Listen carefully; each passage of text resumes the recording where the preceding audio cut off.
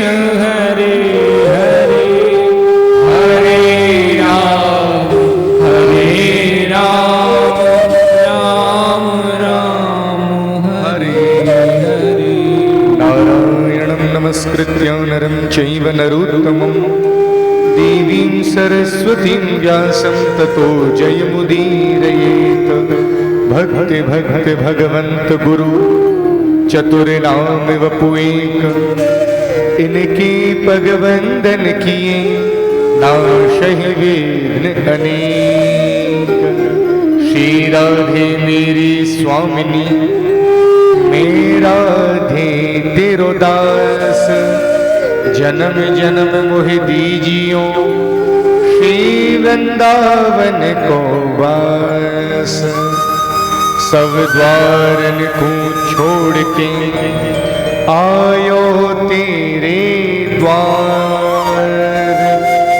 अहो भानु की लाडली, निक मेरी ओर निहार। जय जय श्री राधा रमण, जय जय नवल किशोर। जय गोपी चित चोर प्रभु, जय जय माखन चोर। बोलिए श्री बाल कृष्ण लाल की जय। श्री सुखदेव जी महाराज की, श्री वेदव्यास भगवान की, श्री भागवत भगवान की, श्री राधा गोविंद देव भगवान की, श्री चमत्कारेश्वर महादेव की, गोवर्धन नाथ की जय, अयोध्या नाथ की जय, श्री हनुमान जी महाराज की, अपने अपने माता पिता की बरसाने वारी की। श्री वृंदावन में हरि लाल की जय। जय जय श्री राम, जय जय श्री राम, जय जय राधे। एक बार सब बोलिए जय श्री कृष्णा, जय श्री राधे राधे राधे। आप सबको एक किताब दी गई है, सबके पास होगी, नहीं पहुंची है तो पंडित जी दे देंगे। इसका पेज नंबर 4 श्री गोविंद दामोदर स्तोत्रम। या तो आपकी में 3 भी हो सकता है, इसमें नई वाली में 4 भी। सब मिलकर के गाएंगे, उसके बाद कथा में प्रवेश करेंगे। आइए मिलकर के एक बार राधे राधे।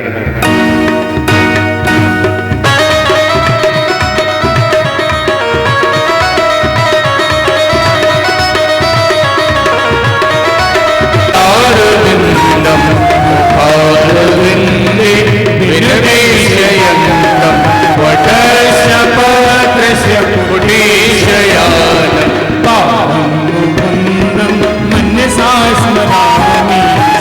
कृष्ण गोविन्द हरे मुरारे, हे नाथ नारायण वासुदेव।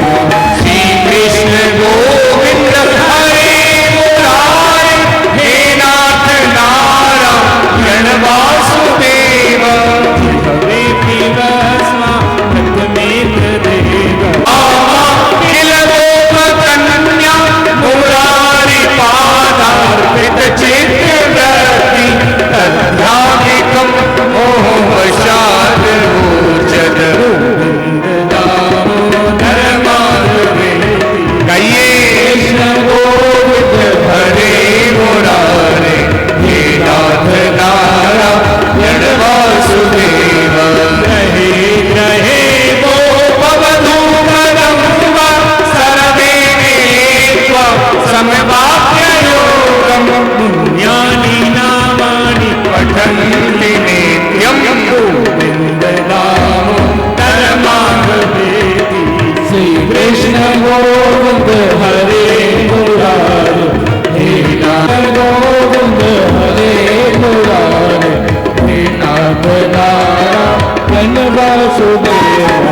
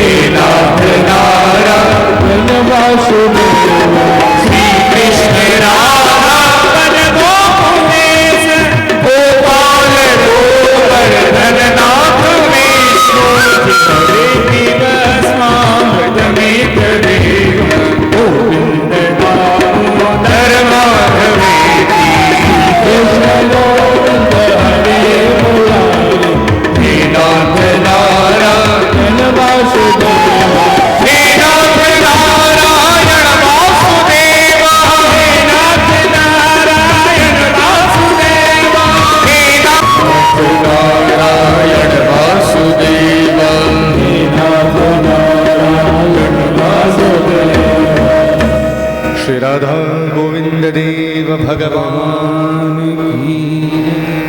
परम मंगलमय आनंद कंद ब्रजेंद्र नंद नंदन ब्रजजन नंदन भक्तवंशा कल्पतरु भगवान श्री गोविंद देव, उन्हीं का वाणीमय शब्दमय प्रेममय प्रतिस्वरूप श्रीमद् भागवत महापुराण को प्रणाम करते हुए आपके जयपुर ही नहीं अपितु अखिल कोटि ब्रह्मांड के नायक भगवान श्री राधा गोविंद देव को प्रणिपात, जिनके प्रांगण में बैठ कर के इस कथा का हम और आप आनंद ले रहे हैं। ऐसे भगवान श्री चमत्कारेश्वर महादेव श्री हनुमंत लाल सरकार दृश्यवादृश्य रूप में जितने देवी देवता अपनी कृपा कर रहे हैं सभी को प्रणति। और सोमवंशी परिवार द्वारा समायोजित इस यज्ञ में पधारे हुए आप सभी श्रोता बंधुओं को व्यासपीठ से प्रथम वेला का खूब खूब जय श्री कृष्णा। जितनी जोश में बैठे हो जोर से बोलो जय श्री कृष्णा, जय श्री राधे राधे राधे। वास्तविकता में हम और आप बड़े भाग्यशाली हैं। आषाढ़ का महीना, अवस्थी जी बंद कर दो। आषाढ़ का महीना और शुक्ल पक्ष लगा ही लगा है, गुप्त नवरात्रि, और भगवान के मंदिर में बैठ कर के भागवत की कथा सुनना। बहुत ध्यान देना जयपुर वालों, ये हमारा भाग्य ही नहीं सौभाग्य है। भागवत के पद्म पुराण में लिखा है जब जीव के जन्म जन्मांतर के पुण्य उदित होते हैं तब कहीं जाकर के ऐसा योग बनता है हम भागवत की कथा में बैठे। जन्मांतरे भवेत पुण्यम तदा भागवतम लभेत। आज पहले दिन एक बात जरूर कहने का मन है, अब बहुत ध्यान से सुनिएगा। मेरा छोटी सी आयु का एक अनुभव है, प्रभाती जी बहुत ध्यान से सुनिएगा। कोई व्यक्ति ये सोचे मेरा बड़ा लंबा चौड़ा परिवार है, जब मन करेगा तब ऐसी भागवत करा लूंगा, इस बालक की बात पर विश्वास करिएगा नहीं हो पाएगा। कोई व्यक्ति ये सोचे धन की कमी नहीं, जब मन होगा तब वृंदावन के किसी पंडित जी आचार्य जी को फोन करेंगे, कथा हो जाएगी। मेरी बात का विश्वास करिएगा नहीं होगा। भागवत ना जनबल के धन पर हो सकती है न धनबल के दम पर हो सकती है। भैया विश्वास करना, जब राधा गोविंद की कृपा होगी और आपके पूर्वज सुनना चाहेंगे तभी भागवत की कथा होगी, नहीं तो संभव ही नहीं। सांची विश्वास करिए। और कुछ विशेष बात है, आषाढ़ का महीना, गुप्त नवरात्रि, और कल तो इतना बड़ा पर्व। कल क्या है आपको पता है? अरे जगन्नाथ भगवान की रथ यात्रा है। पता ही नहीं पता है आपको? कल तो पर्व नहीं महापर्व है। बोलो राधे राधे। जगन्नाथ रथ यात्रा का महत्व आप समझ रहे हैं? उड़ीसा और बंगाल में आप कभी भी जाइएगा, हम लोग कलकत्ता साइड जब कथा करते हैं वहां जगन्नाथ रथ यात्रा वाले दिन देखते ही नहीं कुछ है, ना चौगड़िया देखते, ना चंद्रमा देखते, ना मुहूर्त देखते, ना कोई और विचार करते। नई बिल्डिंग शुरू करनी हो, नया धंधा शुरू करना हो, नया व्यापार शुरू करना हो, कुछ भी करना हो, हाँ तो एक बात बताएं, ये साधारण मुहूर्त में कथा नहीं हो रही। गुप्त नवरात्रि, देवी की उपासना का समय, स्वयं भगवान शंकर विराजमान हैं, हनुमंत लाल सरकार विराजमान हैं, और भागवत की कथा सारे देवी देवता कंबाइंड होकर के बैठे। मैया का समय, भगवती का, चमत्कारेश्वर महादेव की साक्षी, श्री हनुमंत लाल सरकार की साक्षी, और कथा किसकी हो रही है? कन्हैया की कृपा नहीं। आज आपको एक बात और कहें, आज पहले दिन की कथा बड़े ध्यान से सुनिएगा। किसी के मन में विचार आया मैं 100 ब्राह्मणों को भोजन कराऊं, मैंने सुना है बहुत पुण्य मिलता है। बहुत ध्यान देना, मन में श्रद्धा है, विश्वास है, जैसे कुछ लोग हैं कैपेबल है, श्रद्धा नहीं है, घर के बड़ों ने कही ये काम करना है, चलो ये कह रहे हैं तो चिक चिक करेंगे, कर देते हैं, श्रद्धा नहीं। और कुछ लोग होते श्रद्धा बहुत है पर कैपेसिटी नहीं है। ध्यान दीजिएगा, मन में श्रद्धा है मैं 100 ब्राह्मणों को भोजन कराऊं पर जेब में इतना माल नहीं। ध्यान दीजिएगा, गौशाला में जाइएगा, एक पंडित जी को भोजन कराइएगा, 100 ब्राह्मणों को भोजन कराने का पुण्य मिलेगा। हाँ जी, मन में विचार आया यदि भगवान कृपा करे तो मैं 1000 ब्राह्मणों को भोजन कराऊं। श्रद्धा है पर जेब में माल नहीं। ध्यान देना, गंगा किनारे जाइएगा, एक ब्राह्मण को भोजन कराइएगा, 1000 ब्राह्मणों को भोजन कराने का। मन में विचार आया मैं 1,00,000 ब्राह्मणों को भोजन कराऊं। कितने? जोर से बोलो। नहीं हिम्मत? पर्वत के शिखर पर जाइएगा, एक ब्राह्मण को भोजन कराइएगा, 1,00,000 ब्राह्मणों को जमाने का पुण्य मिलेगा। और कभी ठाकुर ने कृपा करे, प्रार्थना मन में विचार आ जाए हम करोड़ ब्राह्मणों को जमावे तो भैया कुछ मत करिएगा, भगवान के मंदिर जाइएगा और एक पंडित जी को जमाइएगा, आपको करोड़ ब्राह्मणों को जमाने का पुण्य मिलेगा। अब कहोगे महाराज जी वाली बात क्यों कह रहे हैं? अगर ये कथा आपके घर में होती तो अलग बात थी। कहाँ हो रही है? भगवान की साक्षी में हो रही है। तो कल ये हमें बता रहे थे प्रभाती जी कि ये छठ डलने के बाद मंदिर की पहली भागवत हो रही है। तो ठाकुर की बहुत बड़ी कृपा है, बहुत बड़ी। आज आपसे एक बात और कहूं, शिव पुराण में लिखा है, ध्यान से सुनिएगा, मनुष्य के द्वारा यदि कोई शिवलिंग स्थापित हो तो उसके 100 हाथ तक की दूरी को शिव क्षेत्र कहते हैं। और 100 हाथ तक की दूरी में यदि कोई कुआं, तालाब, बावड़ी, पोखर पड़ जाए तो उसको शिव गंगा के समान माना जाता है। और हमारा चमत्कारेश्वर महादेव से कितनी दूर व्यासपीठ है? हमको तो लगता है जी 5 हाथ भी नहीं है। ये सौभाग्य नहीं है? कितनी बड़ी कृपा।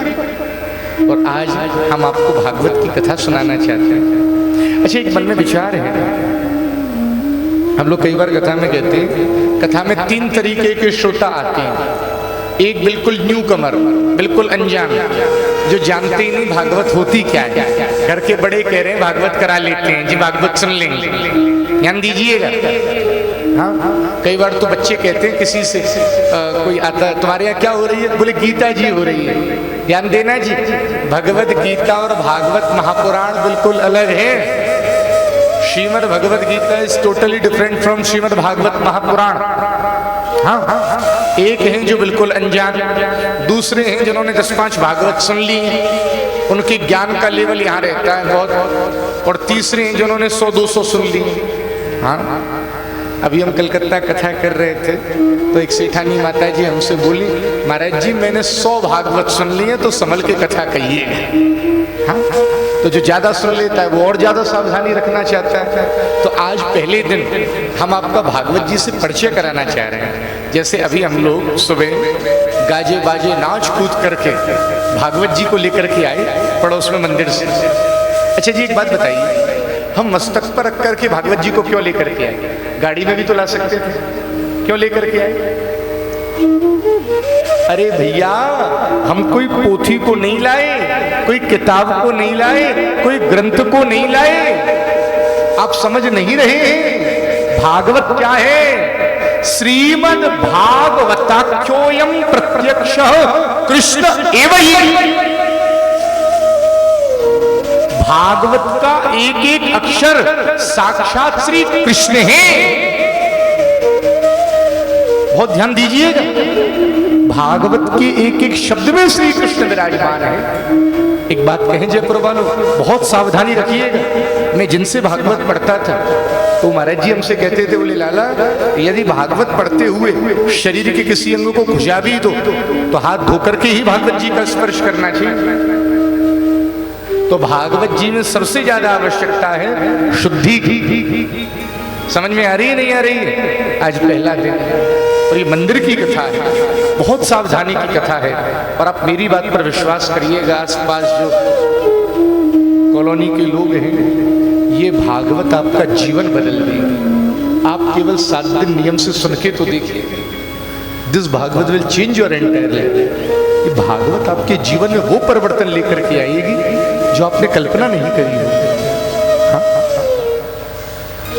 और हम कल भी कह रहे थे, जब इस भागवत का न्योता हमारे पास आया तब हमने कही थी स्वाति जी से, जब हम सिक्कर में कथा कर रहे थे शर्मा जी के यहाँ 2021 में इनके मन में विचार आया था कि ठाकुर जी कभी कृपा करें तो ये भागवत जी का योग बने। तो कल हमसे बोल रहे थे प्रभाती बाबू, बोले साहब जब इस मंदिर की छत की नींव डली तभी मन में ऐसा संकल्प आया था कि ठाकुर जी अब हमारा संकल्प जरूर पूरा करवा देंगे।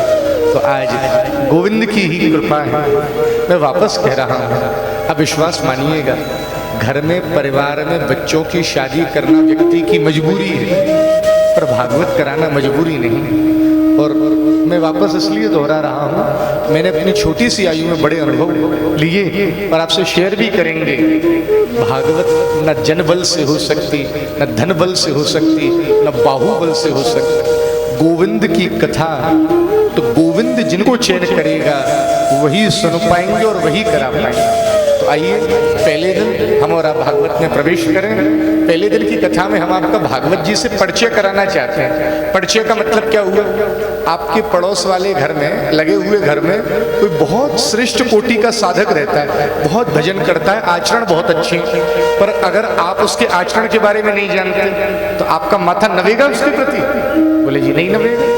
और जब आचरण के बारे में जानेंगे तब बोले स्वाभाविक प्रणाम की स्थिति बनेगी। तो पहले दिन हम आपका भागवत जी से परिचय करा दें। कुछ लोगों के मन में होता होगा कि भागवत क्या होती है, क्यों कराई जाती है, कब कराई जाती है, किससे कराई जाती है, कहाँ कराई जाती है, किस लिए कराई जाती है, कौन कौन से ओकेजन पे कराई जाती है। तो आज हम आपके सारे प्रश्नों का उत्तर देंगे। बोलो राधे राधे, जोर से बोलो। अरे जरी मैं तो दहाड़ देना चाहिए इतने लोगों को। श्री राधे। सबसे पहले पद्म पुराण में 6 अध्यायों में भागवत का महात्म्य है। पहले मैं आपको वो सुनाऊंगा, उसके बाद भागवत की कथा सुनाऊंगा, ऐसी परंपरा है। तो सबसे पहले हम और आप करेंगे मंगलाचरण। क्या करेंगे जी? जोर से बोलो। मंगलाचरण का मतलब क्या होता है, क्या भाव होता है? हे ठाकुर, इतने बड़े यज्ञ का संकल्प तो मैंने ले लिया, आपने सुनने का लिया, आपने कराने का लिया, गोविंद से एक प्रार्थना करना, क्या ये यज्ञ निर्विघ्न पूरा हो जाए, इसमें कोई विघ्न नहीं है। मंगलाचरण का भाव क्या है? अमंगल द्वार विध्वंस, कोई अमंगल नहीं है। तो ठाकुर से प्रार्थना करना। आइए एक बार हाथ जोड़िए सभी लोग, सभी लोग। हाँ, कैसे बैठ, ऐसे नहीं मतलब बैठे, कैसे लोग मिलकर यहाँ बैठे, पाँव में मोड़ लेंगे। भागवत में सावधानी की जरूरत है थोड़ी सी। हाथ जोड़िए एक बार सभी लोग, आंख बंद करिए, हमारे पीछे बोलिए, बोलिए ओम। सब लोग ओम नमो भगवते वासुदेवाय श्रीमद् भागवत महात्म्यम सच्चिदानंद। जोर से बोलो, सच्चिदानंद रूपाय विश्वोत पत्यादि हेतवे तापत्रय विनाशाय श्री कृष्णाय वयं नुमः। ये भागवत जी के महात्म का पहला श्लोक है। कौन सा श्लोक है जी? पहला श्लोक है। इसमें से क्या है? तीसरा, नेचर कैसा है, स्वभाव कैसा है। मान लो अगली बार हम आपको गोविंद देव जी का दर्शन करते हुए मिल जाएंगे, आप कैसे पहचानोगे? हम दिखते कैसे? दूसरा, हम करते क्या है? अरे ये तो वही है जिन्होंने भागवत की कथा सुनाई थी। तीसरा, आपका हमारा स्वभाव आपको ठीक लगेगा तो राधे राधे कर लोगे, नहीं तो भैया जयराम जी। तो भागवत के महात्म्य के पहले श्लोक में ठाकुर जी का 3 तरीके से परिचय कराया है। पहला परिचय क्या है? भगवान दिखते कैसे? सच्चिदानंद रूपाय। भगवान का रूप कैसा है? सच्चिदानंद। सच्चिदानंद किसको कहते हैं? सद चिद आनंद। बचपन में हिंदी सबने पढ़ी थी, चाहे राजस्थान बोर्ड में चाहे सीबीएसई बोर्ड में। संधि विच्छेद तो पढ़ा था ना जी? Dash plus dash plus dash, ये 3 शब्द है, सद चिद और आनंद। पहला शब्द क्या है जी? सद। सत का मतलब क्या हुआ? अस्ति इति सत। जो पहले भी थे, जो अभी भी हैं, जो आगे भी। समझ आ रही है नहीं आ रही है? आज से 50 साल पहले मैं नहीं था और शायद आज से 50 साल बाद में ना रहूं, पर आज में हम सब थोड़ी। पर ठाकुर जी आज से हजारों साल पहले भी, आज भी, आगे भी।